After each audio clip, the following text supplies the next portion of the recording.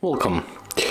If you want to record sounds in your LG Velvet, for the first you have to open the Essential folder, tap on the HD audio recorder, click Settings, and right now we have to allow storage, calendar, and also the location to get access.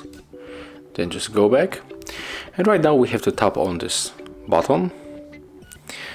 The smartphone start recording sounds. If you want to finish, just click here, and here we get our record.